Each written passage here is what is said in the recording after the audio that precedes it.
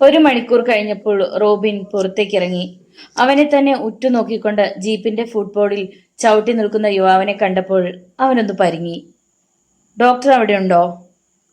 പരുക്കൻ ശബ്ദത്തിൽ യുവാവ് ചോദിച്ചു. ഇല്ല. അദ്ദേഹത്തിന്റെ ഭാര്യ? ഉണ്ട്. യുവാവ് ധൃതിയിൽ കീ ചെയിൻ കറക്കിക്കൊണ്ട് ബംഗ്ലാവിന്റെ സിറ്റ് ഔട്ടിലേക്ക് കയറി ചെന്നു. യുവാവിന്റെ രൂപവും ഭാവവും തൃപ്തിപ്പെടാതെ നിന്ന റോബിൻ അവനെ കണ്ണിമിക്കാതെ നോക്കിക്കൊണ്ട് അവിടെ തന്നെ നിന്നു. യുവാവ് കോളിംഗ് ബെല്ലടിച്ചിട്ട് കീ ചെയിൻ കറക്കിക്കൊണ്ട് നിന്നു. മെർലിൻ വാതിൽ തുറന്നു. അവൻ അവളുടെ പരന്മീൻ മിഴികളിലേക്ക് ചുഴിഞ്ഞു നോക്കി. ആ നോട്ടം മെർലിന്റെ ഹൃദയത്തിന്റെ അടിത്തട്ട് വരെ ഇറങ്ങിച്ചെന്നു. ചൂണ്ടയിട്ട് വലിക്കുന്നത് പോലെ പറഞ്ഞറിയിക്കാനാവാത്ത ഒരു പ്രകാശശക്തി അവളെ യുവാവിന്റെ അടുത്തേക്ക് പിടിച്ചു വലിക്കാൻ തുടങ്ങി. മെർലിന്റെ മനസ്സ് ഇളകിയെന്ന് മനസ്സിലായപ്പോൾ യുവാവിന്റെ ദൃഷ്ടികൾ അവളുടെ ത്രസിച്ചു നിൽക്കുന്ന മാർവിടങ്ങളിൽ ചെന്ന് തറച്ചു. അടുത്ത നിമിഷം മെർലിൻ ഒന്ന് പിടഞ്ഞു. അവന്റെ ദൃഷ്ടികൾ വീണ്ടും താഴേക്ക് താഴേക്ക് നീങ്ങിക്കൊണ്ടിരുന്നു.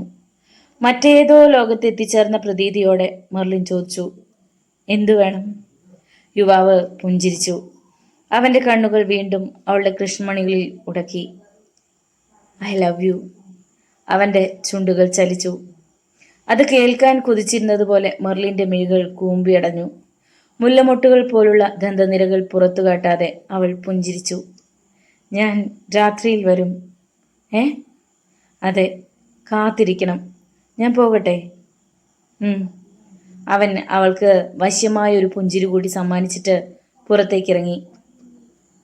അവനെ മാത്രം സംശയദൃഷ്ടിയോടെ നോക്കിക്കൊണ്ട് നിൽക്കുകയായിരുന്ന റോബിൻ മെർലിന്റെ അടുത്ത് ചെന്ന് വിവരം ചോദിച്ച് മനസ്സിലാക്കാമെന്ന് കരുതി മുമ്പോട്ട് നടന്നു. നിൽക്കവിടെ, യുവാവ് ആജ്ഞാസ്വരത്തിൽ പറഞ്ഞു. റോബിൻ നിന്നു. എന്താ? നിങ്ങൾ എവിടെ പോവുകയാണ്? ഡോക്ടറുടെ വീട്ടിലേക്ക്. എന്തിന്? മെർലിനെ കാണാനാണെങ്കിൽ ഇനി അത് സാധ്യമല്ല. അവൾ എന്റെ കാമുകിയാണ്. അതെ, മടങ്ങിപ്പോകുന്നതായിരിക്കും നിങ്ങൾക്ക് നല്ലത്. You shut up bloody bitch. റോബിന്റെ സ്വഭാവം പെട്ടെന്ന് മാറി.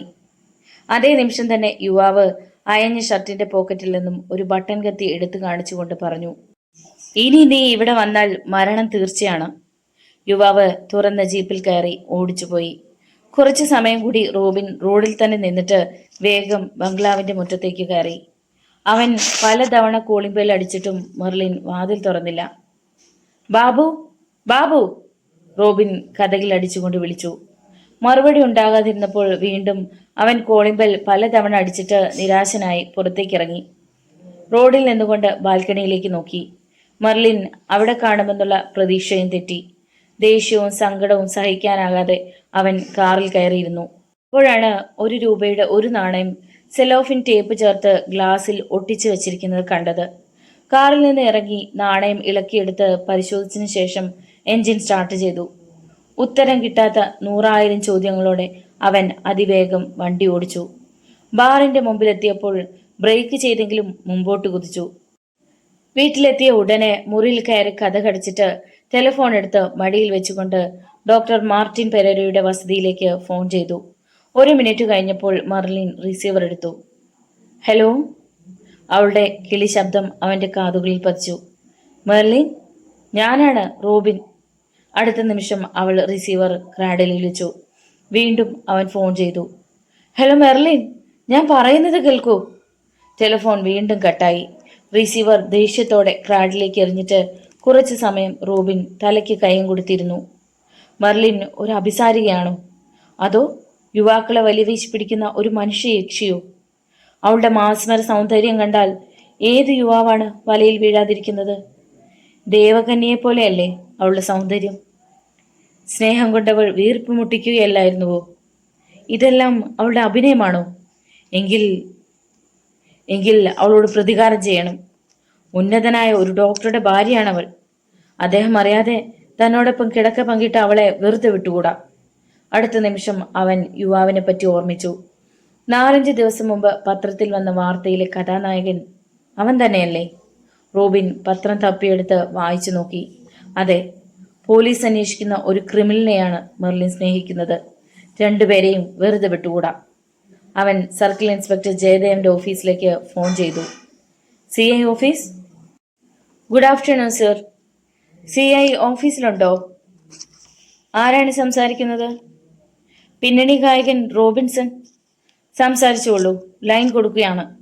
ഒരു സെക്കൻഡ് കഴിഞ്ഞപ്പോൾ സർക്കിൾ ഇൻസ്പെക്ടർ ജയദേവന്റെ ശബ്ദം റോബിന്റെ കാതുകളിൽ ചെന്ന് തറച്ചു. CI Jayadevan speaking. സർ, ഞാൻ സിനി ആർട്ടിസ്റ്റ് റോബിൻസൺ ആണ്. എന്തു വേണം? താങ്കൾ അന്വേഷിക്കുന്ന പ്രതിയെ ഞാനിപ്പോൾ കണ്ടു. ഏത് പ്രതി?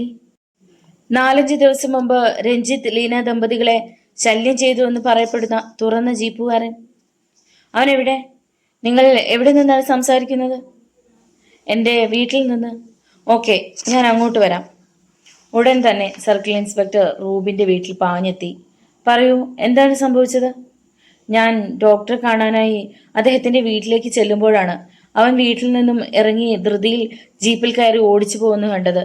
എന്നിട്ട് ഞാൻ ഡോക്ടറുടെ വീട്ടിൽ ചെന്ന് ബെല്ലടിച്ചിട്ട് ആരും വാതിൽ തുറന്നില്ല.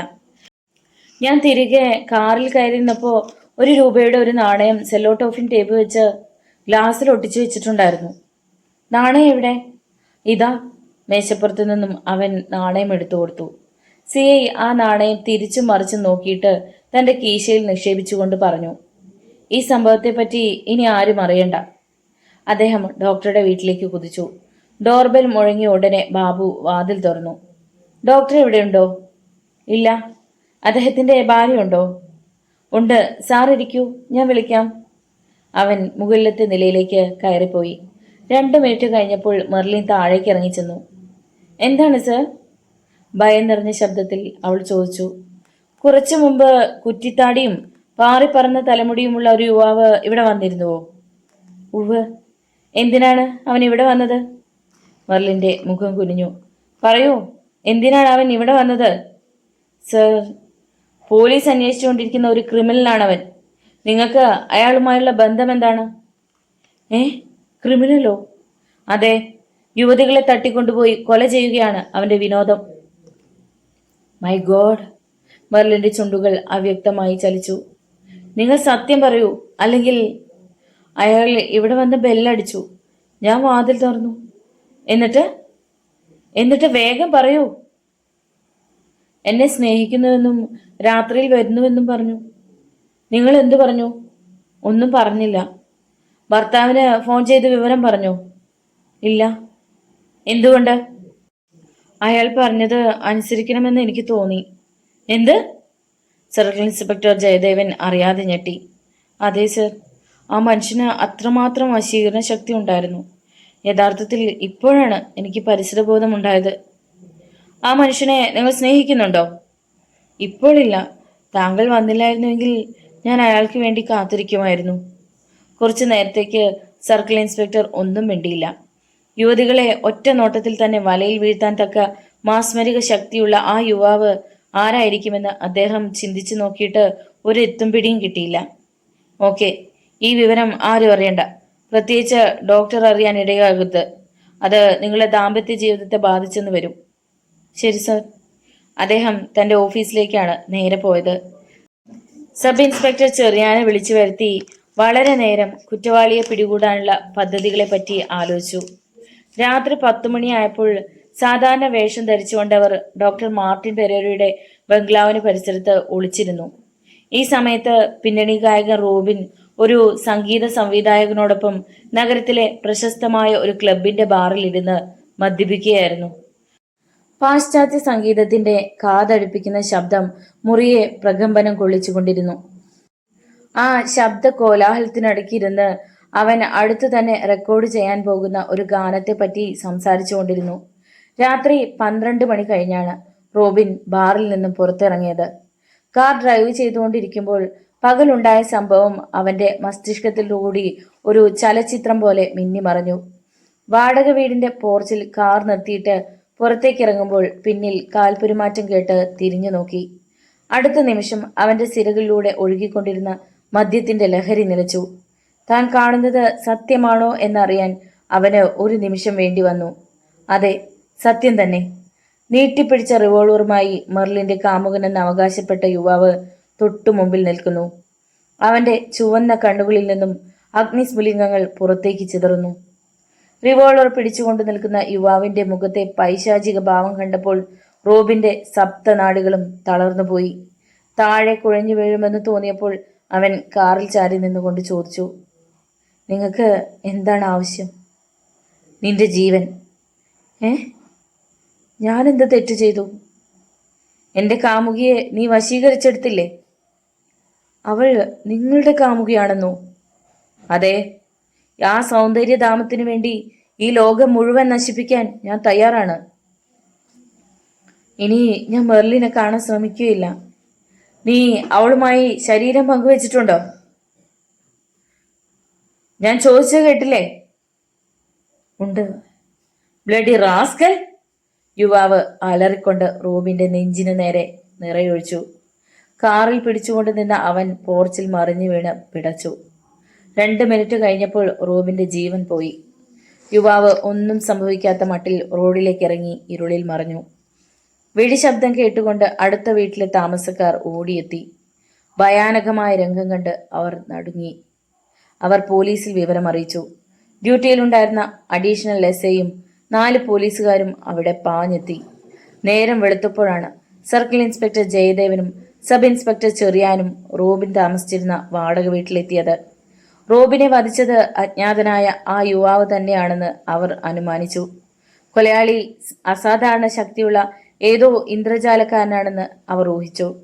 മനസ്സിന് ഇഷ്ടപ്പെട്ട യുവതികളെ ഒറ്റ നിമിഷം കൊണ്ട് സ്വാധീനിക്കാൻ കഴിയണമെങ്കിൽ അത് പ്രത്യേകമായ എന്തോ ശക്തി തന്നെയാണെന്ന് അവർ അനുമാനിച്ചു. രഞ്ജിത്തിന്റെ ഭാര്യ ലീന പാതിരാത്രി നേരത്ത് പുറത്തേക്ക് ഇറങ്ങിച്ചെന്നതിന്റെ പിന്നിലും എന്തെങ്കിലും കാര്യങ്ങൾ ഒളിഞ്ഞു കിടപ്പുണ്ടാകാം. മറ്റൊരു സംശയം കൂടി സബ് ഇൻസ്പെക്ടർക്കുണ്ടായി. ലീനയും മെർലിനും വിവാഹിതകളാണ്. അജ്ഞാതനായ ഈ ചെറുപ്പക്കാരൻ എന്തുകൊണ്ടാണ് വിവാഹിതകളെ വേട്ടയാടുന്നത്? ഒരുപക്ഷെ ദാമ്പത്യ ജീവിതത്തിൽ പരാജയം ഏറ്റുവാങ്ങേണ്ടി വന്ന ഏതെങ്കിലും ഒരുവനായിരിക്കും. ഭാര്യയുടെ പാതിവൃത്യത്തിൽ സംശയിച്ച് തലതിരിഞ്ഞവനായിരിക്കും. റൈറ്റ്, സാറ് പറഞ്ഞത് ശരിയാണെന്ന് എനിക്ക് തോന്നുന്നു. നമുക്ക് ലീന പഠിച്ചിരുന്ന കോളേജിൽ പോയി രജിസ്റ്ററുകളൊന്ന് പരിശോധിക്കാം. എൻ്റെ കണക്കുകൂട്ടൽ ശരിയാണെങ്കിൽ നമ്മൾ അന്വേഷിക്കുന്ന പ്രതി അവളുടെ സഹപാഠികളിൽ ഒരാളാണ്. ശരി. സബ് ഇൻസ്പെക്ടർ ചെറിയാനും സർക്കിൾ ഇൻസ്പെക്ടർ ജയദേവനും ലീന പഠിച്ചിരുന്ന കോളേജിലേക്ക് കുതിച്ചു.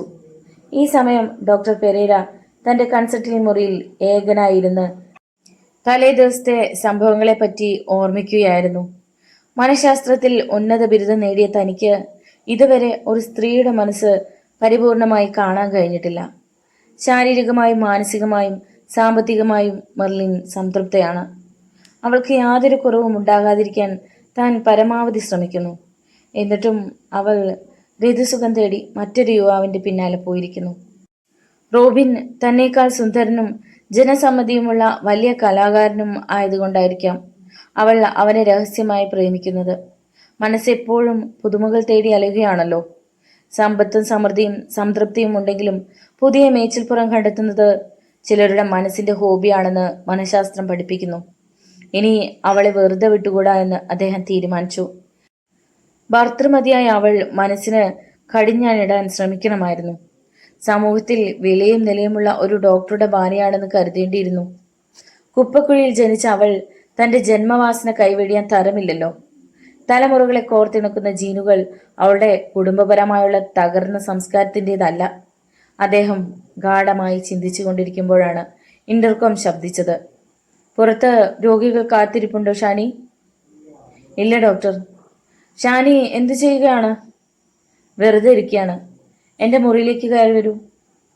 സുന്ദരിയായ ഷാനി അകത്തേക്ക് കയറി ചെന്നു. ഡോക്ടർക്ക് എതിരായി കിടക്കുന്ന കസേരയിൽ അവൾ ഇരുന്നു. എന്താണ് ഡോക്ടർ? ഡോക്ടർ അവളുടെ മുഖത്തേക്ക് സൂക്ഷിച്ചു നോക്കി. ഷാനി സുന്ദരിയാണ്. മെർലിനോട് കിടപിടിക്കുന്ന സൗന്ദര്യമില്ലെങ്കിലും ഇവൾ സുന്ദരി തന്നെ.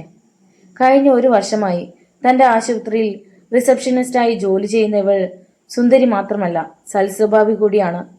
അമിതമായ ശരീര സൗന്ദര്യത്തേക്കാൾ നല്ലത് സുന്ദരമായ ഒരു മനസ്സാണ്. ഷാനി, അദ്ദേഹം പതിഞ്ഞ ശബ്ദത്തിൽ അവളെ വിളിച്ചു. എന്താ ഡോക്ടർ? ഞാൻ ഒരു കാര്യം പറയാനാണ് ഷാനിയെ വിളിച്ചത്. പറയൂ. I love you so much. ഡോക്ടറിൽ നിന്നും ആ വാക്കുകൾ കേൾക്കാൻ അവളുടെ കാതുകളും മനസ്സും കൊതിച്ചിരുന്നുവെങ്കിലും വിശ്വസിക്കാനാവാതെ നടുങ്ങി. അതെ Shani, I love U. Doctor, താങ്കൾ തമാശ പറയുകയാണോ? കഴിഞ്ഞ 1 വർഷമായില്ലേ ഷാനി ഇവിടെ ജോലി ചെയ്യാൻ തുടങ്ങിയിട്ട്? ഉവ്. ഇതുവരെ ഞാൻ തമാശ പറഞ്ഞിട്ടുണ്ടോ? ഇല്ല. You believe me? ഡോക്ടർ, താങ്കൾ പറഞ്ഞത് എനിക്ക് വിശ്വസിക്കാനാവുന്നില്ല. കാരണം ഡോക്ടറുടെ ഭാര്യയെ പോലെ ഒരു സുന്ദരി ഈ ലോകത്ത് ജനിച്ചിട്ടുണ്ടാവില്ല. അവർ കൂടെയുള്ളപ്പോൾ സാധാരണ സൗന്ദര്യം പോലുമില്ലാത്ത എന്നെ... സ്റ്റോപ്പ് ഇറ്റ്. സൗന്ദര്യം എന്താണെന്ന് ഷാനിക്കറിയാമോ? മങ്ങിയ പ്രകാശത്തിൽ നീയും മെർലിനും തമ്മിൽ എന്താണ് വ്യത്യാസം? ഞാൻ പാവപ്പെട്ട ഒരു കുടുംബത്തിലെ അംഗമാണ്. എനിക്ക് ഡോക്ടറെ ഇഷ്ടമാണ്. പക്ഷേ പറയൂ, തുറന്നു പറയൂ. ഡോക്ടർക്ക് ഒരു ഭാര്യയുള്ളപ്പോൾ... പാശ്ചാത്യ നാടുകളിൽ ഭാര്യയെ കൂടാതെ പലർക്കും കാമുകിമാരുണ്ട്. മനസ്സിന് ഒരു റിലാക്സേഷൻ ഉണ്ടാകാൻ ഒരു കാമുകി കൂടിയുള്ളത് വളരെ നല്ലതാണ്. അത് ഡോക്ടറുടെ കാര്യം. എൻ്റെ ജീവിതം നശിച്ചു പോകില്ലേ? നോ നോ, നിനക്ക് വേണമെങ്കിൽ മറ്റൊരാളെ വിവാഹം കഴിക്കാം. ഞാൻ നിന്റെ കുടുംബജീവിതത്തിൽ പ്രവേശിക്കുകയില്ല. ഒരു മനഃശാസ്ത്രജ്ഞനാണോ ഈ പറയുന്നത്? അതെ, ചങ്ങലയ്ക്ക് ഭ്രാന്ത് പിടിച്ചതായി കേട്ടിട്ടില്ല അല്ലേ? അതെ, ചിലപ്പോഴൊക്കെ അങ്ങനെയും സംഭവിക്കും. മനഃശാസ്ത്രജ്ഞൻ ഭ്രാന്തനായത് എങ്ങനെയാണെന്ന് ഷാനിക്ക് അറിയണ്ടേ? മെർലിൻ തൻ്റെ സൗന്ദര്യം നഷ്ടപ്പെടാൻ ഇഷ്ടപ്പെടുന്നില്ല. ശാരീരിക ബന്ധം വരെ ഒരു പരിധി വരെ അവൾ സമ്മതിക്കുകയുള്ളൂ. പ്രസവത്തെപ്പറ്റി അവൾക്ക് ചിന്തിക്കാൻ കൂടി കഴിയുന്നില്ല. ഡോക്ടർ ഭാര്യയെ പറഞ്ഞ് മനസ്സിലാക്കിയില്ലേ? പക്ഷേ സൗന്ദര്യത്തെ സ്നേഹിക്കുന്നവളുടെ മുമ്പിൽ എന്തു പറഞ്ഞാലും വിലപ്പോവില്ല. എനിക്ക് ഒരു കുഞ്ഞിനെ വേണം. ഷാനിക്ക് ആ കുഞ്ഞിന് ജന്മം നൽകാൻ കഴിയുമോ? ഡോക്ടർ! അതെ ഷാനി, നീയെങ്കിലും എൻ്റെ ഹൃദയം ഒന്ന് കാണാൻ ശ്രമിക്കൂ, പ്ലീസ്. ഡോക്ടർ കസേരയിൽ നിന്ന് എഴുന്നേറ്റ് അവളുടെ സമീപം മേശപ്പുറത്തിരുന്നു കൊണ്ട് തുടർന്നു. ഈ ഭാരിച്ച സ്വത്തുക്കൾക്ക് ഒരവകാശി വേണം. ഡോക്ടർ! സാവധാനം ചുണ്ടുകൾ ചലിപ്പിച്ചുകൊണ്ട് അവൾ കസേരയിൽ നിന്നും എഴുന്നേറ്റു. ഡോക്ടർ മാർട്ടിൻ പെരേരെ അവളുടെ ഇരു തോളുകളിലും സാവധാനം കൈകൾ അമർത്തിക്കൊണ്ട് ചോദിച്ചു, ഷാനി എൻ്റെ ആഗ്രഹം പൂർത്തീകരിക്കില്ലേ? ഡോക്ടർ, എൻ്റെ ഡോക്ടർ. അവൾ അദ്ദേഹത്തിൻ്റെ മടിയിലേക്ക് തളർന്നു വീണു. അദ്ദേഹം അവളെ സാവധാനം പിടിച്ചുയർത്തിയിട്ട് കണ്ണുകളിലേക്ക് 1 മിനിറ്റ് നേരം സൂക്ഷിച്ചു നോക്കിയിട്ട് ആലിംഗനം ചെയ്തുകൊണ്ട് ചുണ്ടുകളിൽ അമർത്തി ചുംബിച്ചു. ഡോക്ടർ മാർട്ടിൻ പെരേരയ്ക്ക് വേണ്ടി 1 അല്ല 9 മക്കളെ പ്രസവിക്കാൻ സന്നദ്ധയായിരുന്ന ഷാനി പൂർണ്ണ മനസ്സോടെ അദ്ദേഹത്തിൻ്റെ ശരീരത്തിലേക്ക് പറ്റിച്ചേർന്ന് നിന്നുകൊണ്ട് വികാരപരവശിയായി പറഞ്ഞു, I love U, please kiss me. അത് കേൾക്കേണ്ട താമസം ഡോക്ടർ വീണ്ടും വീണ്ടും അവളുടെ ചുണ്ടുകളിൽ അമർത്തി ചുംബിച്ചു. അദ്ദേഹത്തിൻ്റെ കരവലയത്തിൽ ഒതുങ്ങി നിന്നുകൊണ്ട് അവൾ ജീവിതത്തിൽ ആദ്യമായി പുരുഷന്റെ കണ്ണുകളിലേക്ക് സൂക്ഷിച്ചു നോക്കി. താൻ എത്ര വലിയ ഭാഗ്യവതിയാണ്, അവൾ ചിന്തിച്ചു. ഡോക്ടർ പെരേരയുടെ ഒരു കുഞ്ഞിന് ജന്മം നൽകാൻ കഴിഞ്ഞാൽ ജീവിതം തന്നെ ധന്യമായി തീരും. ഡോക്ടറുടെ 2ാം ഭാര്യയാണെന്നോ കീപ്പാണെന്നോ സമൂഹം പറയുമായിരിക്കും. സമൂഹം എന്തു വേണമെങ്കിലും പറഞ്ഞുകൊള്ളട്ടെ.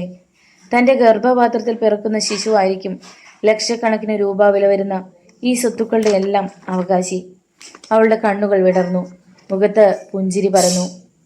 നിനക്ക് എന്നെ വിശ്വാസമുണ്ടോ? ഡോക്ടർ ചോദിച്ചു. ഉണ്ട്. അവൾ അദ്ദേഹത്തിൻ്റെ മുഖത്ത് ചുംബിച്ചുകൊണ്ട് തുടർന്നു. ഞാൻ ഭാഗ്യവതിയാണ്. ഞാനും. തൽക്കാലം നമ്മുടെ ബന്ധത്തെപ്പറ്റി ആരും അറിയണ്ട. എപ്പോഴെങ്കിലും ഡോക്ടറുടെ ഭാര്യ അറിയുകയില്ലേ? അപ്പോൾ ഒരു ഭാര്യയും പുറത്തുള്ള ഈ ബന്ധം അംഗീകരിക്കില്ല. പക്ഷേ എൻ്റെ ആവശ്യം നിറവേറ്റാൻ അവൾക്ക് കഴിയുന്നില്ലല്ലോ. താങ്കളുടെ ആവശ്യം അവർ നിറവേറ്റാൻ തയ്യാറായാൽ എന്നെ ഉപേക്ഷിക്കുകയില്ലേ? നെവർ. ഈ സമ്പത്തെല്ലാം ഞാൻ ഉണ്ടാക്കിയതാണ്. അഥവാ മെർലിൻ പ്രശ്നമുണ്ടാക്കിയാൽ ഈ ആശുപത്രി നിന്റെ പേരിൽ ഞാൻ എഴുതി തരും. Thank you doctor. ഷാനിക്ക് സമാധാനമായി. അവളുടെ ശരീരം ഡോക്ടറുടെ മുമ്പിൽ അടിയറ വയ്ക്കാൻ മനസ്സ് വെമ്പൽ കൊണ്ടു. സ്നേഹിക്കുന്ന പുരുഷന്റെ മുമ്പിൽ സമർപ്പിക്കാനുള്ള പൂജാദ്രവ്യമാണ് സ്ത്രീയുടെ ശരീരം. അവൾ ഡോക്ടറുടെ കയ്യിൽ കിടന്ന് വികാരപരവശയായി പറഞ്ഞു, ഇന്ന് രാത്രിയിൽ ഞാൻ വീട്ടിൽ പോവുകയില്ല. ശരി. പെട്ടെന്ന് ഇന്റർകോം ശബ്ദിച്ചു. ഡോക്ടർ കൈയെത്തിച്ച് റിസീവർ എടുത്തു. ഡോക്ടറെ കാണാൻ ഒരാൾ പുറത്തു നിൽപ്പുണ്ട്. ആരാണെന്ന് പറഞ്ഞില്ലേ ഗോപാലകൃഷ്ണ? ഉവ്, രഞ്ജിത്ത് എന്നാണ് പേര്. ഞാൻ വിളിക്കാം. ഷാനിയെ റിസപ്ഷൻ റൂമിലേക്ക് പറഞ്ഞു വിട്ടതിന് ശേഷം ഡോക്ടർ പെരേര കർച്ചീഫ് എടുത്ത് മുഖം അമർത്തി തുടച്ചിട്ട് കസേരയിലിരുന്നു. റിസപ്ഷൻ റൂമിലേക്ക് ഇറങ്ങിച്ചെന്ന ഷാനിയെ കണ്ട് രഞ്ജിത്ത് പുഞ്ചിരിച്ചു. ഷാനി ഒരു കൃത്രിമ പുഞ്ചിരി സമ്മാനിച്ചുകൊണ്ട് ചോദിച്ചു, ഭാര്യയുടെ ഘാതകനെ പറ്റി വല്ല വിവരവും ലഭിച്ചുവോ? ഇല്ല. ഇപ്പോ ഡോക്ടറെ കാണേണ്ട ആവശ്യം എന്താണ്? Actually I want to talk with you. എന്ത്? ഷാനി നടുങ്ങി. അതെ മാഡം, മുഖവരിയില്ലാതെ ഒരു കാര്യം തുറന്നു പറയാമല്ലോ. എന്റെ ഭാര്യ സ്വമനസ്സോടെ അർദ്ധരാത്രിയിൽ മുറിയിൽ നിന്ന് ഇറങ്ങിപ്പോയതാണ്. അവൾ സ്വയം വരിച്ച മരണത്തെപ്പറ്റി ചിന്തിച്ച് ഞാൻ അസ്വസ്ഥനാകുന്നത് ശരിയാണോ? അങ്ങനെ പോയതാണെങ്കിൽ പിന്നെ അതേപ്പറ്റി ചിന്തിച്ച് ദുഃഖിച്ചിട്ട് കാര്യമില്ല. എനിക്ക് വിശ്വസ്തയായ ഒരു ജീവിത പങ്കാളിയെ ആവശ്യമുണ്ട്. അതിന് മാഡത്തിന് വിരോധമില്ലെങ്കിൽ ഞാൻ എന്നെപ്പറ്റി പറയാം. രഞ്ജിത്ത് പറയാൻ പോകുന്നത് എന്താണെന്ന് ഷാനി ഊഹിച്ചുകൊണ്ട് പറഞ്ഞു. ഐ എം സോറി സർ, എൻ്റെ വിവാഹം നിശ്ചയിച്ചു കഴിഞ്ഞതാണ്. മാഡത്തിന് എനിക്ക് വളരെ ഇഷ്ടപ്പെട്ടു. അതുകൊണ്ടാണ് ജാതിയും മതവും ഒന്നും അന്വേഷിക്കാതെ വിവാഹ അഭ്യർത്ഥന നടത്തിയത്. I am really sorry. Ranjith സാവധാനം പുറത്തേക്കിറങ്ങി. അവൻ തൻ്റെ ചുവന്ന മാരുതി കാർ ഓടിച്ചുകൊണ്ട് ടൗണിലെത്തി. കാർ പാർക്ക് ചെയ്തിട്ട് ഒരു ബാറിനുള്ളിൽ കയറിയിരുന്നു. ഒരു ലാർജിന് ഓർഡർ നൽകിയിട്ട് അവൻ വെറുതെ ബാറിനുള്ളിലൂടെ കണ്ണോടിച്ചു. അപ്പോഴാണ് ഒഴിഞ്ഞ ഒരു കോണിൽ ഒറ്റയ്ക്കിരുന്ന് മദ്യപിക്കുന്ന മനുഷ്യനെ ശ്രദ്ധിച്ചത്. അടുത്ത നിമിഷം രഞ്ജിത്തിന്റെ മനസ്സിൽ ഭയവും ജിജ്ഞാസയും ഒരുപോലെ ഉരുണ്ടുകൂടി.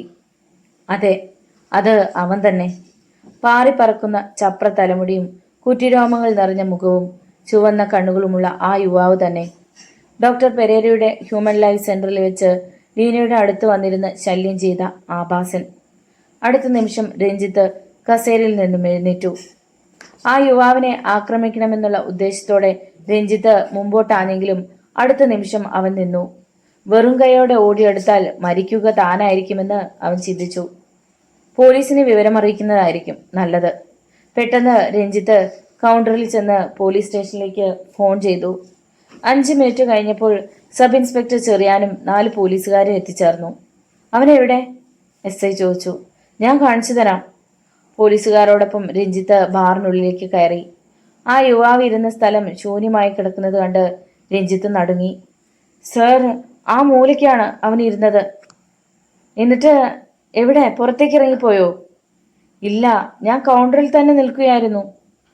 ബാറിന്റെ അടുക്കളയും സ്റ്റോർ റൂമും പരിശോധിക്കാൻ പോലീസുകാരോട് പറഞ്ഞിട്ട് സബ് ഇൻസ്പെക്ടർ ഹാളിനുള്ളിലെ ഓരോ ഇരിപ്പിടങ്ങളും പരിശോധിച്ചതിനു ശേഷം കൗണ്ടറിൽ ചെന്ന് മാനേജറോട് അവനെപ്പറ്റി അന്വേഷിച്ചു. മാനേജർ നിസ്സഹായനായി കൈമലർത്തി. ഒന്നുകൂടി ബാറും പരിസരവും പരിശോധിച്ചിട്ട് പോലീസ് സംഘം മടങ്ങിപ്പോയി. ആ യുവാവ് അത്ഭുതകരമായി രക്ഷപ്പെട്ടതോടെ രഞ്ജിത്തിന്റെ മനസ്സിൽ നേരിയ ഭയം അനുഭവപ്പെട്ടു തുടങ്ങി. പിന്നണികായൻ റോബിൻസണിനെ അവനാണ് വെടിവെച്ചു കൊന്നതെന്ന് പോലീസിന് ബലമായ സംശയമുണ്ടെന്ന് രഞ്ജിത്തും കേട്ടിരുന്നു. ഏതായാലും ഇരുട്ടുന്നതിനു മുമ്പ് വീട്ടിലെത്തണമെന്ന് കരുതി തന്റെ മാരുതി കാറിൽ കയറി രഞ്ജിത്ത് കുതിച്ചു. പോർച്ചിൽ കാർ നിർത്തി കഴിഞ്ഞാണ് അവന് ശ്വാസം നേരെ വീണത്. വേഗം മുറിയിൽ കയറി കതകടച്ചു. അപ്പോൾ അവന്റെ സാമീപ്യം അണത്തറിഞ്ഞതുപോലെ ടെലിഫോൺ ശബ്ദിക്കാൻ തുടങ്ങി. വിറയ്ക്കുന്ന കരങ്ങളോടെ അവൻ റിസീവർ കയ്യിലെടുത്തു. Hello, Ramjith speaking. മറുതലക്കിൽ നിന്നുള്ള അപരിചിത ശബ്ദം കേട്ട് രഞ്ജിത്ത് ഒരു നിമിഷം നടുങ്ങി. രാംജിത്ത്? അതെ, രാംജിത്ത്. നിങ്ങൾ ബാറിൽ വെച്ച് കണ്ടയാൾ തന്നെയാണ് സംസാരിക്കുന്നത്. എന്തു വേണം? പിന്നണി ഗായകനുണ്ടായ അനുഭവം ഓർമ്മയുണ്ടോ? മരിക്കണ്ട എങ്കിൽ മര്യാദയ്ക്ക് നടന്നുകൊള്ളണം. എന്റെ ഭാര്യയെ തട്ടിക്കൊണ്ടുപോയി അവളെ കൊന്നിട്ട് തൃപ്തിയായില്ലേ? അവളെ ഞാൻ തട്ടിക്കൊണ്ടുപോയതല്ല. പിന്നെ അവൾ എന്റെ കാമുകിയായിരുന്നു. നിങ്ങളല്ലേ അവളെ കൊന്നിട്ട് റെയിൽപാളത്തിൽ കൊണ്ടുവച്ചത്? ഷട്ടപ്പ്! പരിസരം മറന്ന് രഞ്ജിത്ത് അലറിക്കൊണ്ട് റിസീവർ ക്രാഡിലേക്ക് എറിഞ്ഞു. മകന്റെ ശബ്ദം കേട്ടുകൊണ്ട് യശോദരിയമ്മ കതകിൽ മുട്ടി വിളിച്ചു. മോനെ, എടെ രഞ്ജിത്തേ! രഞ്ജിത്ത് കതകു തുറന്നു. വിയർത്ത് വിളറി നിൽക്കുന്ന മകനെ കണ്ട് അവർ നടുങ്ങി. നീ ആരോടാണ് സംസാരിച്ചത്? അവൻ അവൻ ഇങ്ങോട്ട് ഫോൺ ചെയ്ത് എന്നെ ഭീഷണിപ്പെടുത്തി. ആര്? മനോഹരനോ? അല്ല, റാംജിത്ത്, ലീനയുടെ ഘാതകൻ. എന്ത്? എന്താണ് പറഞ്ഞ്? മര്യാദയ്ക്ക് നടന്നില്ലെങ്കിൽ കൊന്നുകളയുമെന്ന്. എന്റെ ഭഗവാനെ, എന്തൊരു പരീക്ഷണമാണിത്! ഇപ്പോൾ എന്തിനാണ് അയാൾ ഫോൺ ചെയ്തത്? ബാറിൽ വെച്ചുണ്ടായ സംഭവം രഞ്ജിത്ത് വിശദീകരിച്ചു. അത് കേട്ട് കഴിഞ്ഞപ്പോൾ യശോധരിയമ്മയുടെ ഭയം ഇരട്ടിച്ചു. പോലീസിൽ വിവരമറിയിക്കടാ. പോലീസുകാർ എന്ത് ചെയ്യാനാണ്? അവർ ഇഷ്ടമുള്ളത് ചെയ്തുകൊള്ളും. നീ ഫോൺ ചെയ്ത് വിവരം പറയടാ. ഉടൻ തന്നെ രഞ്ജിത്ത് പോലീസ് സ്റ്റേഷനിലേക്ക് ഫോൺ ചെയ്തിട്ട് റിസീവർ ക്രാഡിൽ വെച്ച ഉടൻ ഫോൺ ബെല്ലടിക്കാൻ തുടങ്ങി. റാംജിത്ത് ആയിരിക്കുമെന്ന് കരുതി ഒരു നിമിഷം ശങ്കിച്ചിരുന്നിട്ട് അവൻ റിസീവർ എടുത്തു. ഹലോ അളിയ, ഞാനാണ് മനോഹരൻ. എന്താ അളിയ? ലീനയുടെ ഘാതകനെ പറ്റി വല്ല വിവരവും കിട്ടിയോ? ഇല്ല, എന്നാൽ അവൻ റാംജിത്ത് എന്നു പേരുള്ള ഒരു ചെറുപ്പക്കാരനാണ്. അന്ന് ഹ്യൂമൻ ലൈഫ് സെന്ററിൽ വെച്ച് ഞങ്ങളെ ശല്യപ്പെടുത്തിയവൻ. അവന്റെ പേര് അളിയൻ എങ്ങനെ മനസ്സിലായി? ഇപ്പോൾ അവൻ ഫോൺ ചെയ്ത് എന്നെ ഭീഷണിപ്പെടുത്തിയതേ ഉള്ളൂ. ഓഹോ, ഇനി 2 ദിവസം കൂടിയേ അവൻ ശബ്ദിക്കുകയുള്ളൂ. അതെന്താ? അവനെ ഞാൻ കണ്ടുപിടിക്കാൻ ശ്രമിച്ചുകൊണ്ടിരിക്കുകയാണ്. ലീനയുടെ കൂട്ടുകാരി ഉമാദേവിക്ക് അവനെപ്പറ്റി ചിലതൊക്കെ അറിയാം. കൂടുതൽ വിവരങ്ങൾ നേരിട്ടറിയാം. ഫോണിൽ കൂടി പറയാവുന്നതല്ല. അളിയൻ നാളെ എങ്ങോട്ട് വരാമോ? വരാം. ഓക്കെ. റിസീവർ ക്രാഡിൽ വെച്ചിട്ട് രഞ്ജിത്ത് വാച്ചിലേക്ക് നോക്കി. സമയം രാത്രി 10 മണി. നിനക്ക് ചോറ് വേണ്ടേ? യശോധരി അമ്മ ചോദിച്ചു. വേണ്ട, ഞാൻ ഹോട്ടലിൽ നിന്ന് കഴിച്ചതാണ്. അവൻ വേഷം മാറിയിട്ട് ജുബയും ലുങ്കിയും ധരിച്ച് ഫോമെത്തയിൽ മലർന്നു കിടന്നു. മുൻ കാമുകനോടൊപ്പം ഒളിച്ചോടിയ ഭാര്യയുടെ ഘാതകനെ പറ്റി കൂടുതൽ വിവരങ്ങൾ അറിയാൻ പോകണ്ട എന്ന് രഞ്ജിത്ത് തീരുമാനിച്ചു. ഇനി റാംജിത്തിനെയും ലീനയെയും മറക്കുക. മറ്റൊരു വിവാഹം കഴിച്ച് സുഖമായി ജീവിക്കുന്നതായിരിക്കും ഭംഗി. മനോഹരം പോയി തുലയട്ടെ. അവൻ ആവശ്യമുണ്ടെങ്കിൽ സഹോദരിയുടെ കാമുകനെയും ഘാതകനെയും കണ്ടുപിടിച്ച് ശിക്ഷിക്കട്ടെ. ഹ്യൂമൻ ലൈഫ് സെന്ററിൽ ജോലി ചെയ്യുന്ന ഷാനിയെ പറ്റി കൂടുതൽ വിവരങ്ങൾ അറിയാൻ ഒരു മാരേജ് ഏജന്റിനെ ഏർപ്പാട് ചെയ്യണമെന്ന് വിചാരിച്ചുകൊണ്ട് അവൻ കണ്ണുകൾ അടച്ചുപൂട്ടി ഉറങ്ങാൻ ശ്രമിച്ചു. രാവിലെ തന്നെ ഒരു മൂന്നാമനെ അവൻ ഏർപ്പാട് ചെയ്തു. അയാൾ ആശുപത്രിയിലെ അറ്റൻഡറിൽ നിന്നും ഷാനിയുടെ വിവരങ്ങൾ ചോദിച്ച് മനസ്സിലാക്കിയിട്ട് അവളുടെ വീട്ടിലെത്തി. തലേ ദിവസം ഡോക്ടറോടൊപ്പം ആശുപത്രിയിലെ സ്വകാര്യ മുറിയിൽ വികാരം പങ്കിട്ട ക്ഷീണവുമായി തിരിച്ചെത്തിയ ഷാനി ഉറക്കത്തിലായിരുന്നു. അമ്മ അവളെ വിളിച്ചുണർത്തി വിവരങ്ങൾ പറഞ്ഞു. ഡോക്ടറുടെ മോഹന വാഗ്ദാനങ്ങളിൽ കുരുങ്ങി ജീവിതം പാഴാക്കേണ്ടി വരുമെന്ന് തോന്നിയ ഷാനി വിവാഹത്തിന് സമ്മതിച്ചുകൊണ്ടാണ് അന്ന് ഉച്ച കഴിഞ്ഞ് ആശുപത്രിയിലേക്ക് പോയത്. ആശുപത്രിയിൽ എത്തിയ ഉടൻ അവൾ ഡോക്ടറുടെ കൺസൾട്ടിംഗ് മുറിയിൽ കയറി. ഡോക്ടർ മാർട്ടിൻ പെരേര അവളെ നോക്കി പുഞ്ചിരിച്ചുകൊണ്ട് ചോദിച്ചു, ഷാനിയുടെ ക്ഷീണമൊക്കെ മാറിയോ? അവൾ കൃത്രിമമായി പുഞ്ചിരിക്കാൻ ശ്രമിച്ചുകൊണ്ട് പറഞ്ഞു, ഡോക്ടർ, നമ്മൾ തമ്മിൽ ഇനിയൊരു ബന്ധം വേണ്ട. അതെന്താ? ഒടുവിൽ ഞാൻ ദുഃഖിക്കേണ്ടി വരും. അപ്പോൾ ഷാനിക്കും എൻ്റെ അഭിലാഷം പൂർത്തീകരിക്കാൻ കഴിയുകയില്ല അല്ലേ? അതെ. ലോകപ്രശസ്ത സൈക്കോ തെറാപ്പിസ്റ്റായ താങ്കൾ ശ്രമിച്ചാൽ ഭാര്യയെ നേരാക്കിയെടുക്കാം. എങ്ങനെ? ഇഴപൊട്ടാറായ എത്രയോ കുടുംബ ബന്ധങ്ങളെ താങ്കൾ വീണ്ടും കോർത്തിണക്കുന്നു. സ്വന്തം ഭാര്യയെ കൂടി സൈക്കോ തെറാപ്പിക്ക് വിധേയമാക്കണം. ഡോക്ടർ പെരേര 1 മിനിറ്റ് നേരം ആലോചിച്ചിട്ട് പറഞ്ഞു, എൻ്റെ എല്ലാ രഹസ്യങ്ങളും അറിയാവുന്ന ഏക വ്യക്തി നീ മാത്രമാണ്. നീ അവളുമായി മനസ്സ് തുറന്ന് സംസാരിക്കണം. ഓക്കെ, എങ്കിൽ ഇപ്പോൾ തന്നെ നീ പുറപ്പെട്ടുകൊള്ളൂ. ഷാനി വേഗം കൺസൾട്ടിംഗ് മുറിയിൽ നിന്നും ഇറങ്ങി. വാനിറ്റി ബാഗ് എടുത്തുകൊണ്ട് അവൾ ആശുപത്രിയുടെ വെളിയിൽ ഇറങ്ങിയപ്പോഴാണ് രഞ്ജിത്തിന്റെ ചുവന്ന മാരുതി കാർ മുമ്പിൽ ചവിട്ടി നിർത്തിയത്. ഷാനി അവനെ നോക്കി പുഞ്ചിരിച്ചു. ഷാനി എങ്ങോട്ടാണ്? ഡോക്ടറുടെ വീട്ടിലേക്കാ. വിരോധമില്ലെങ്കിൽ കയറാം, ഞാൻ അങ്ങോട്ട് ഡ്രോപ്പ് ചെയ്യാം. അവൾ മുൻസീറ്റിൽ കയറിയിരുന്നു. രഞ്ജിത്ത് കാർ മുമ്പോട്ടെടുത്തു. മാരേജ് സെറ്റിലായെന്ന് എന്നോട് കള്ളം പറഞ്ഞതായിരുന്നല്ലേ? മറുപടി പറയാതെ അവൾ പുഞ്ചിരിച്ചു. എന്താ, ഷാനിക്ക് എന്നെ ഇഷ്ടമല്ലേ? അച്ഛനും അമ്മയാണ് എൻ്റെ വിവാഹം നടത്തേണ്ടത്. എന്നോട് നേരിട്ട് ചോദിച്ചപ്പോൾ ഓഹോ, മനസ്സിലായി. പൂവാല ശല്യം ഒഴിവാക്കാൻ കണ്ടുപിടിച്ച വിദ്യ അല്ലേ? പക്ഷേ എന്നെയും ആ കൂട്ടത്തിൽ ഉൾപ്പെടുത്തേണ്ടിയിരുന്നില്ല. ഭാര്യയുടെ കൊലയാളിയെപ്പറ്റി വല്ല വിവരവും കിട്ടിയോ? നോ, ഞാൻ ആ കാര്യം മറക്കാൻ ശ്രമിക്കുകയാണ്. ഇത്ര പെട്ടെന്നോ?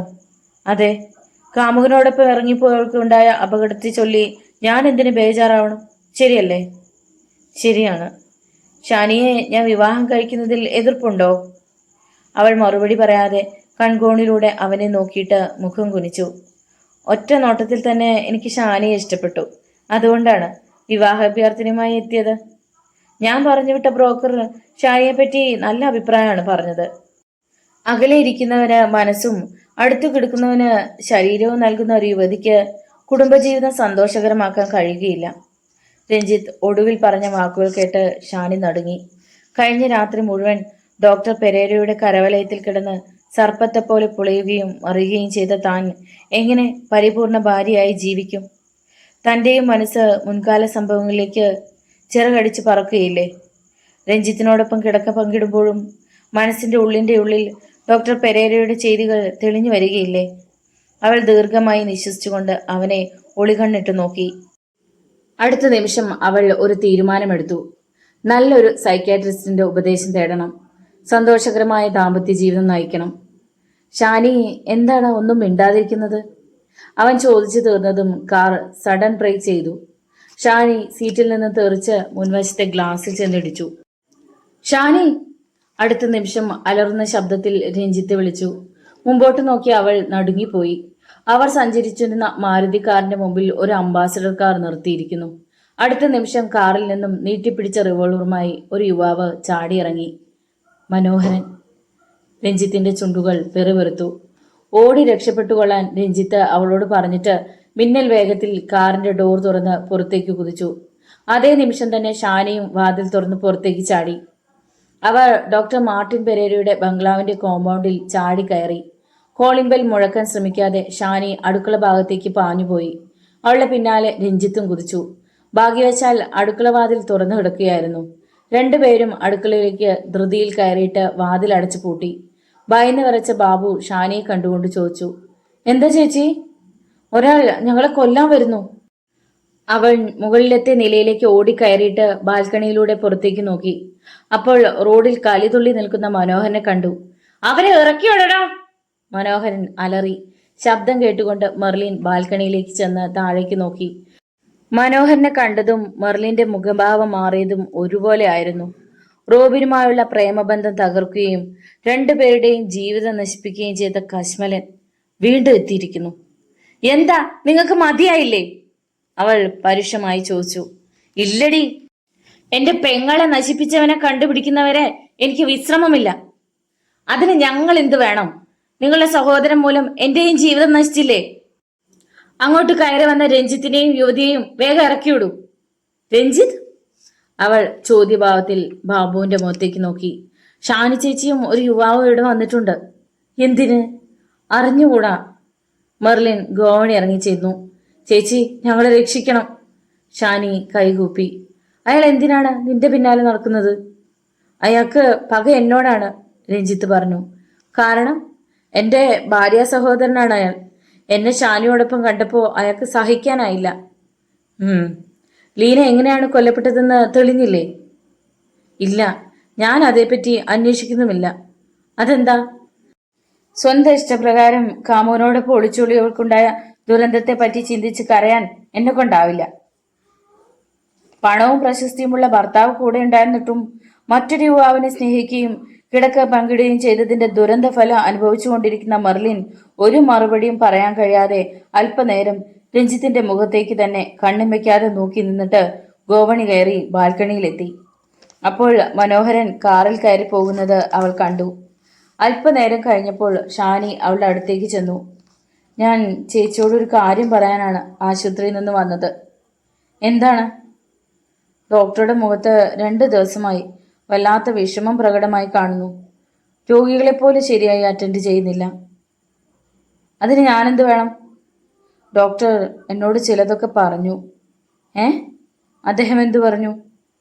ചേച്ചിക്ക് ഗർഭം ധരിക്കുന്നതും പ്രസവിക്കുന്നതും ഇഷ്ടമല്ലെന്ന് അദ്ദേഹം അങ്ങനെ പറഞ്ഞോ? ഉവ്വ്. ഈ സൗന്ദര്യം നശിക്കുമെന്ന് ചേച്ചി ഭയപ്പെടുന്നുണ്ടെന്ന്. അല്പനേരത്തെ നിശബ്ദതയ്ക്ക് ശേഷം മെർലിൻ പറഞ്ഞു. ശരിയാണ്, എൻ്റെ സൗന്ദര്യത്തെ ഞാൻ കൂടുതൽ സ്നേഹിക്കുന്നു. എന്നും ഈ സൗന്ദര്യം നിലനിൽക്കുമോ? അങ്ങനെ ഞാൻ വിശ്വസിക്കുന്നു. ഡോക്ടർ എന്തുമാത്രം നിരാശനാണെന്ന് ചേച്ചി മനസ്സിലാക്കുന്നുണ്ടോ? ഉണ്ട്. ഈ സൗന്ദര്യത്തെ അദ്ദേഹം സ്നേഹിച്ചു. ആരാധിച്ച് സ്വന്തമാക്കുകയും ചെയ്തു. ഈ സൗന്ദര്യം നഷ്ടപ്പെട്ടാൽ അദ്ദേഹം എന്നെ വീണ്ടും കുപ്പക്കുഴിയിലേക്ക് വലിച്ചെറിയുകയില്ലേ? ഒരു വലിയ മനഃശാസ്ത്രജ്ഞന്റെ ഭാര്യയായിട്ടും ചേച്ചി ഇങ്ങനെ ചിന്തിക്കുന്നത് കഷ്ടമാണ്. അല്ല, കുപ്പക്കുഴിയിൽ ജനിച്ച ഞാൻ ഈ മണിമന്ദിരത്തിലെത്തിയത് സ്വന്തം ശരീരകാന്തി കൊണ്ട് മാത്രമാണ്. അത് നഷ്ടപ്പെട്ടാൽ, പ്രസവിച്ചാൽ സൗന്ദര്യം നഷ്ടപ്പെടുമെന്ന് ആരാണ് ചേച്ചിയോട് പറഞ്ഞത്? എനിക്കറിയാം. ഈ പിടിവാശിയുടെ അവസാനം വളരെ ഗുരുതരമായിരിക്കും. അദ്ദേഹത്തിൻ്റെ ഈ ഭാരിച്ച സ്വത്തുക്കൾക്ക് ഒരവകാശി വേണ്ടേ? എനിക്ക് നിർബന്ധമില്ല. പിന്നെ മറ്റൊരു കാര്യം ചോദിക്കട്ടെ, ലീനയുടെ ഭർത്താവ് എങ്ങനെയാണ് നിന്നോടൊപ്പം എത്തിയത്? അദ്ദേഹം എന്നെ സ്നേഹിക്കുന്നു. വിവാഹം കഴിക്കാനുള്ള ആലോചനകൾ നടന്നു വരികയാണ്. കൺഗ്രാറ്റുലേഷൻസ്. രഞ്ജിത്തിനെ വിളിക്കൂ. ഷാനി അവനെ മുകളിലേക്ക് വിളിച്ചു. മെർലിൻ മധുരമായി പുഞ്ചിരിച്ചുകൊണ്ട് അവനോട് പറഞ്ഞു, സന്ധ്യയ്ക്ക് രഞ്ജിത്ത് ഇങ്ങോട്ട് വരണം. ലീനയെപ്പറ്റി ചില കാര്യങ്ങൾ ഞാൻ പറയാം. വളരെ രഹസ്യമാണ്. ഓഹോ, വരാമല്ലോ. ഷാനി, മെർലിൻ അവളെ വിളിച്ചിട്ട് തുടർന്നു, രഞ്ജിത്ത് ഇങ്ങോട്ട് വരുമെന്നുള്ള കാര്യം ഡോക്ടർ അറിയരുത്. ഒരു ഡോക്ടറുടെ കേസ് ഡയറിയിലെ രഹസ്യം പുറത്തു പോകാൻ പാടില്ലാത്തതാണ്. ലീനയുടെ കൊലപാതകം ഒരു കടങ്കത് പോലെ അവശേഷിക്കുമെന്നാണ് തോന്നുന്നത്. പോലീസുകാരും അവളുടെ വീട്ടുകാരും കൊണ്ടുപിടിച്ച് ശ്രമിക്കുന്നുണ്ട്. എനിക്കറിയാവുന്നത് ഞാൻ പറയാം. അത് കേട്ടതിന് ശേഷം ഷാനിയെ വിവാഹം കഴിക്കുക. അപ്പോൾ എന്തെങ്കിലും കുഴപ്പം? ഷാനിയുടെ മുഖം മങ്ങി. എല്ലാം രഞ്ജിത്ത് നിന്നോട് പറയും. Okay, good luck. മെർലിൻ സംസാരം മതിയാക്കി. രഞ്ജിത്തും ഷാനിയും ബംഗ്ലാവിൽ നിന്നിറങ്ങി. വഴിക്ക് വെച്ച് മനോഹരനെ നേരിടേണ്ടി വരുമെന്നുള്ള ഭയത്തോടെ വളരെ കരുതിയാണ് അവൻ കാർ ഓടിച്ചത്. ഷാനിയെ ആശുപത്രിയുടെ മുമ്പിൽ ഇറക്കിയിട്ട് രഞ്ജിത്ത് തിരികെ ടൗണിലേക്ക് പോയി. ടൗണിലെത്തിയപ്പോൾ ഒരു സ്മോൾ കഴിക്കണമെന്ന് അവന് തോന്നി. ബാറിൽ കയറിയപ്പോഴാണ് ഒഴിഞ്ഞ ഒരു കോണിലിരുന്ന് മദ്യപിക്കുന്ന രാംജിത്തിനെ അവൻ കണ്ടത്. അടുത്ത നിമിഷം അവൻ തീപ്പൊള്ളലേറ്റതുപോലെ കാലുകൾ പിന്നോട്ട് വലിച്ചു. കൗണ്ടറിൽ ഇരിക്കുന്ന മാനേജറോട് അവൻ ശബ്ദം താഴ്ത്തി പറഞ്ഞു, ഇന്നലെ പോലീസ് തെരഞ്ഞ ചെറുപ്പക്കാരൻ ബാറിനുള്ളിലുണ്ട്. മാനേജർ അവനെ രൂക്ഷമായി നോക്കി. നിങ്ങൾ മദ്യപിക്കാൻ എത്തിയതാണോ? അതെ. എങ്കിൽ കുടിച്ചിട്ട് പോകണം മിസ്റ്റർ. ഇന്നലെ എത്ര രൂപയുടെ ബിസിനസ് നിങ്ങൾ നഷ്ടപ്പെടുത്തിയെന്ന് അറിയാമോ? അയാൾ കൊലയാളിയാണ്. എൻ്റെ ഭാര്യയെ തട്ടിക്കൊണ്ടുപോയി കൊന്ന ദുഷ്ടൻ. അങ്ങനെയോ? അതെ. മാനേജർ എഴുന്നേറ്റു. ബാറിലേക്ക് കയറാനുള്ള വാതിൽ തള്ളി തുറന്ന് അയാൾ അകത്തേക്ക് പ്രവേശിച്ചുകൊണ്ട് ചോദിച്ചു, പറയൂ, ആരാണവൻ? റാംജിത്ത് ഇരുന്ന സീറ്റിലേക്ക് നോക്കിയിട്ട് വിസ്മയത്തോടെ രഞ്ജിത്ത് പറഞ്ഞു, അവൻ പോയിക്കളഞ്ഞല്ലോ. ഇത്ര പെട്ടെന്ന് അവൻ എങ്ങനെ അപ്രത്യക്ഷനായി? നിങ്ങൾക്ക് തോന്നിയതായിരിക്കും. അല്ല, ഈ ബാറുമായി അവന് എന്തോ അഡ്ജസ്റ്റ്മെന്റ് ഉണ്ട്. You shut up. മാനേജറുടെ ഭാവം മാറി. എന്താ, ഞാൻ പറഞ്ഞത് കള്ളമാണോ? അതേ ശബ്ദത്തിൽ രഞ്ജിത്ത് ചോദിച്ചു. അടുത്ത നിമിഷം മാനേജറുടെ വലതുകൈ രഞ്ജിത്തിന്റെ കരണത്ത് പതിച്ചു. You bloody rascal! അലറിക്കൊണ്ട് അയാൾ രഞ്ജിത്തിന്റെ കഴുത്തിന് പിടിച്ച് പുറത്തേക്ക് തള്ളി. നിന്നെ ഞാൻ കാണിച്ചു തരാമടാ! റോഡിലേക്ക് തെറിച്ചു വീണ അവൻ ആക്രോശിച്ചു. ഇനി ഇവിടെ വന്നാൽ നിന്നെ ഞാൻ കൊന്നുകളയും. മാനേജർ ഭീഷണിപ്പെടുത്തിയിട്ട് തന്റെ സീറ്റിൽ പോയിരുന്നു. രഞ്ജിത്ത് കാറിൽ കയറിയിരുന്നു. വീട് ലക്ഷ്യമാക്കി അവൻ കാർ വിട്ടു. നിമിഷങ്ങൾ കൊണ്ട് റാംജിത്ത് എങ്ങനെയാണ് അപ്രത്യക്ഷനായതെന്ന് എത്ര ആലോചിച്ചിട്ടും അവന് പിടികിട്ടിയില്ല. സർക്കിൾ ഇൻസ്പെക്ടർ ജയദേവന്റെ നേതൃത്വത്തിൽ പോലീസ് സംഘം ഊർജിതമായി അന്വേഷിച്ചുകൊണ്ടിരിക്കുകയായിരുന്ന പ്രതി നഗരത്തിലൂടെ നിർവിഘ്നം വിഹരിക്കുന്നു എന്ന് പറയുന്നതിന്റെ പൊരുൾ എന്താണ്? അവൻ അമാനുഷനാണോ? അതോ പോലീസിന്റെ അറിവോടെ വിലസുകയാണോ? സുപ്രസിദ്ധ പിന്നണി ഗായകനെയും തന്റെ ഭാര്യയെയും വധിച്ച കൊലയാളിക്ക് ആരെയും ഭയമില്ലെന്നോ? എത്ര ചിന്തിച്ചിട്ടും അവന് ഒരെത്തും പിടിയും കിട്ടിയില്ല. ഡോക്ടർ പെരേരയുടെ ബംഗ്ലാവിന്റെ പടിക്കലെത്തിയപ്പോൾ അവന്റെ കാൽ അറിയാതെ ബ്രേക്ക് പെഡലിൽ അമർന്നു. കാർ വഴിയോരത്ത് ഒതുക്കി പാർക്ക് ചെയ്തിട്ട് പുറത്തേക്ക് ഇറങ്ങാൻ തുടങ്ങിയപ്പോഴാണ് ഒരു ഓപ്പൺ ജീപ്പ് ഓടിച്ചുകൊണ്ട് റാംജിത്ത് മിന്നൽ വേഗത്തിൽ കടന്നു പോകുന്നത് കണ്ടത്. അസ്ത്രപ്രജ്ഞനായി അവൻ ഏതാനും മിനിറ്റുകൾ മരവിച്ചു നിന്നുപോയി. പെട്ടെന്ന് ഡോക്ടർ പെരേരയുടെ ബംഗ്ലാവിന്റെ മുറ്റത്തേക്ക് പ്രവേശിച്ചതിന് ശേഷം റോഡിലേക്ക് തിരിഞ്ഞു നോക്കി. അപ്പോൾ റാംജിത്ത് അതിവേഗം മടങ്ങിപ്പോകുന്നത് കണ്ടു. രഞ്ജിത്ത് കോളിബെല്ലിന്റെ സ്വിച്ചിൽ വിരലമർത്തി. മെർലിൻ വാതിൽ തുറന്നു. അവൾ കൂടുതൽ സുന്ദരിയായിരിക്കുന്നത് പോലെ അവന് തോന്നി. ബ്രൗൺ നിറത്തിലുള്ള സൽവാറും കമ്മീസും അവൾക്ക് നന്നായി ഇണങ്ങുന്നുണ്ടായിരുന്നു. കയറി വരൂ. അവൾ വശ്യമായി പുഞ്ചിരിച്ചുകൊണ്ട് രഞ്ജിത്തിനെ സ്വീകരണ മുറിയിലേക്ക് ക്ഷണിച്ചു. രഞ്ജിത്ത് സ്വീകരണ മുറിയിൽ കയറി ചിത്രപ്പണികൾ ചെയ്ത ഫർണിച്ചറുകളിലേക്ക് അത്ഭുതത്തോടെ നോക്കി. ഇരിക്കൂ. അവൻ ഇരുന്നു. മെർലിനും ഒരു കസേരയിലിരുന്നു. കുടിക്കാൻ എന്തെങ്കിലും? ഒന്നും വേണമെന്നില്ല. നോ, എന്തെങ്കിലും കുടിക്കണം. സ്ക്വാഷ് കൊണ്ടുവരട്ടെ? അതോ ഹോട്ട് ഡ്രിങ്ക്സ് മതിയോ? സ്ക്വാഷ് മതി. ബാബു, 2 ഗ്ലാസ് സ്ക്വാഷ് കൊണ്ടുവരണം. വേലക്കാരനോട് വിളിച്ചു പറഞ്ഞിട്ട് അവൾ ചോദിച്ചു. എന്താണ് വല്ലാത്തൊരു ഭാവപ്പകർച്ച? അതോ, ആ കൊലയാളിയെ 3 പ്രാവശ്യം ഞാൻ കണ്ടു. ഏത് കൊലയാളി? പിന്നണി ഗായകനെ വധിച്ച? അതെ അതെ, അവൻ അമാനുഷ്യനാണെന്ന് എനിക്ക് തോന്നുന്നു. പെട്ടെന്ന് മെർലിന്റെ മുഖം മ്ലാനമായി. എനിക്ക് നിങ്ങളോട് ഒരു കാര്യം പറയാനുണ്ട്. എന്താണ്? ഷാനിയെ വിവാഹം കഴിക്കാൻ തീരുമാനിച്ചോ? അവളെ വിവാഹം കഴിക്കരുത്. എന്ത്? അതെ, അവൾ എൻ്റെ ഭർത്താവിൻ്റെ വെപ്പാട്ടിയാണ്. ഒരിക്കലുമല്ല. നിങ്ങളെപ്പോലെ സൗന്ദര്യവതിയായ ഒരു ദേവതയെ വിട്ട് ആരെങ്കിലും മറ്റൊരു സ്ത്രീയെ സ്നേഹിക്കുമോ? സാഹചര്യം അവർക്ക് അനുകൂലമാണ്. എൻ്റെ മനസ്സിൻ്റെ നൊമ്പരങ്ങൾ കാണാൻ ആരുമില്ല. മെർലിൻ്റെ കണ്ണുകൾ നിറഞ്ഞു തുളുമ്പി. ബാബു ഒരു ട്രേയിൽ സ്ക്വാഷ് നിറച്ച ഗ്ലാസുകൾ കൊണ്ടുവന്ന് ടീപ്പോയിൽ വെച്ചിട്ട് പോയി. അവൾ ഒരു ഗ്ലാസ് എടുത്ത് രഞ്ജിത്തിൻ്റെ കയ്യിൽ കൊടുത്തുകൊണ്ട് ചോദിച്ചു. രഞ്ജിത്തിന് എൻ്റെ ദുഃഖം മനസ്സിലാവുന്നുണ്ടോ? ഉണ്ട്, പക്ഷേ ഈ കാര്യത്തിൽ ഞാൻ നിസ്സഹായനാണ്. എങ്ങനെ? പറയൂ. സൗന്ദര്യവും ആരോഗ്യമുള്ള എൻ്റെ മനസ്സ് തണുപ്പിക്കാൻ യുവാവായ രഞ്ജിത്തിന് കഴിയുകയില്ലെന്നോ? മെർലിന്റെ ചോദ്യം അസ്ത്രം പോലെ രഞ്ജിത്തിന്റെ ഹൃദയത്തിൽ തറച്ചു. അവൻ അവളുടെ കണ്ണുകളിലേക്ക് സൂക്ഷിച്ചു നോക്കി. കുറച്ചു മുമ്പ് നിറഞ്ഞു തുളുമ്പി നിന്ന കണ്ണുകളിൽ പ്രത്യാശയുടെ തിളക്കം. ഭൂമിയിലെ മാലാഖയായ ഇവൾക്കും സ്വകാര്യ ദുഃഖങ്ങളുണ്ടെന്നോ? മിന്നുന്നതെല്ലാം പൊന്നല്ലെന്ന് അവൻ മനസ്സിലാക്കി. പല പുരുഷന്മാരും അവരുടെ ഭാര്യമാരും അന്തസ്സും അഭിമാനവും മറന്ന് കൂടുവിട്ട് കൂടുമാറാൻ കൊതിക്കുന്നു. എന്താണ് ഇതിന് പിന്നിലെ രഹസ്യം? മനഃശാസ്ത്രജ്ഞനായ ഡോക്ടർ മാർട്ടിൻ പെരേരയുടെ യുവതിയും സൗന്ദര്യറാണിയുമായ മെർലിൻ തൻ്റെ സ്വകാര്യ ജീവിതത്തിലേക്ക് തന്നെ ക്ഷണിക്കുന്നു. ഷാനിയെ വിവാഹം കഴിക്കണോ? അതോ മെർലിൻ്റെ അഭിലാഷം പൂർത്തീകരിക്കണോ? അവൻ ഒരു തീരുമാനമെടുക്കാൻ ശ്രമിച്ചുകൊണ്ടിരിക്കുമ്പോഴാണ് വാതിലിൽ ആരോ മുട്ടുന്ന ശബ്ദം കേട്ടത്. മെർലിൻ വാതിൽ തുറന്നു. അടുത്ത നിമിഷം രഞ്ജിത്ത് നടുങ്ങി തെറിച്ചുപോയി. നോവലിൻ്റെ തുടർന്നുള്ള ഭാഗങ്ങൾ കേൾക്കുവാൻ വേണ്ടി ചാനൽ സബ്സ്ക്രൈബ് ചെയ്യുക. നിങ്ങളുടെ വിലയേറിയ അഭിപ്രായങ്ങളും നിർദ്ദേശങ്ങളും കമൻറ്റ് ബോക്സിൽ രേഖപ്പെടുത്തുക. വീഡിയോ ഇഷ്ടമായാൽ ഒന്ന് ലൈക്ക് ചെയ്ത് മറ്റു സുഹൃത്തുക്കൾക്ക് കൂടി ഷെയർ ചെയ്ത് നൽകുക. നാളെ കാണാം. നന്ദി.